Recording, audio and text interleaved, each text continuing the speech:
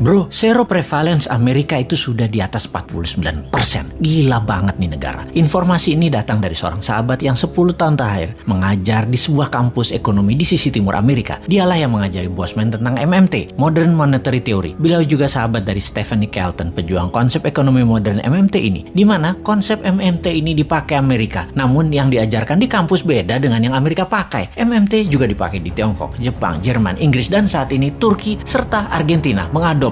Untuk Indonesia, tenang. Kalau Newman jadi pegang kendali, pasti pakai MMT. Pada sabar ya, dan terus berjuang memintarkan masyarakat. Lihat ilmunya, fokus di ilmunya, dan jangan fokus di populernya seseorang. Karena kebanyakan mereka ingin menarik di panggung politik, fokusnya membuat populer saja. Seperti para calon-calon saat ini, mencari populer tanpa punya konsep bernegara. Kembali ke informasi sepotong di atas. Pertanyaan di kepala saya selanjutnya adalah, apaan tuh seroprevalence? Sehingga saya pun bertanya kepadanya. Seroprevalensi adalah jumlah individu dalam suatu populasi yang menunjukkan hasil positif baik untuk penyakit tertentu berdasarkan spesimen serolog atau serum darah. Jadi, menurut sahabat saya ini, di Amerika kekebalan tubuh imunitas terhadap COVID lebih dari 49,1% dari populasi. Dan ini hebat. Ditambah yang telah berhasil divaksin adalah 13,7% saat ini. Maka Amerika sudah mendekati herd immunity. Ya terang saja nonton final NBA kemarin pada nggak pakai masker. Kenapa hebat? Karena mayoritas kekebalannya didapat dari alami, yaitu natural herd immunity. Gak heran dalam diskusi di Clubhouse, Elon Musk mengatakan, unvaccinated sperm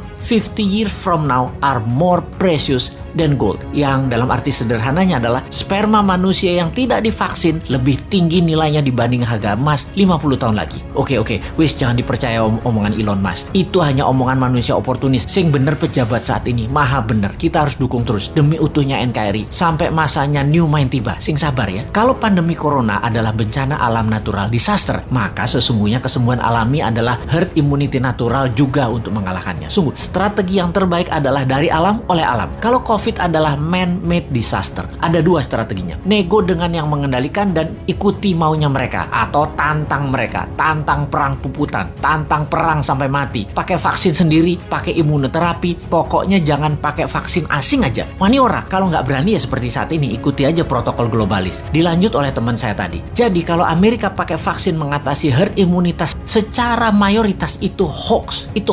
Bener, pakai vaksin, tapi hanya minor. Hanya palingan 20-30%-an saja, yang 30%-an nanti yang alami. Amerika pakai natural imunitas terbanyaknya. Lalu saya bertanya, kalau Tiongkok menangani COVID pakai vaksin ya? Dijawab olehnya, belum tentu. Tiongkok itu rezim komunis. Gak ada transparansi dan akuntabilitas bagi siapapun dari luar negeri bisa mengakses kebenaran informasi yang Tiongkok berikan. Siapa yang bisa memverifikasi berita kalau society dibungkam di sana? Banyak ahli-ahli luar Tiongkok mau fact finding masuk ke Tiongkok, nggak bisa, ditolak Beijing. Sebaiknya kita tidak consider data Tiongkok sebagai data utama. Semua data dari Tiongkok itu dari pusat partai komunis. Semuanya dialterate, diubah sesuai untuk kepentingan propaganda yang menguntungkan Tiongkok. Bisa saja ternyata Tiongkok juga pakai natural herd immunity, namun dipropagandakannya pakai vaksin. Taunya Tiongkok menyehatkan warganya dengan multivitamin dan mineral, sementara vaksin diekspor keluar sebagai dagangan internasional. Jadi Tiongkok kayak Amerika juga. Jangan-jangan 60%-nya pakai natural herd imunitas, sisanya vaksin. Siapa yang tahu? Banyak negara tergocek globalis cabal agar pakai vaksin mayoritasnya. Yang natural imunitasnya dibatasi. Memang tidak deadly atau mematikan menggunakan vaksin itu. Vaksin faktanya memang mengurangi fatality kematian. Tetapi sisi lain, ya kita jadi korban ekonomi, jadi miskin. Kita jadi buyer beliin vaksin terus. Ya, semoga salah lagi nih data dari Tiongkok dan globalis kali ini. Tapi data seroprevalence yang dari Amerika mah bener.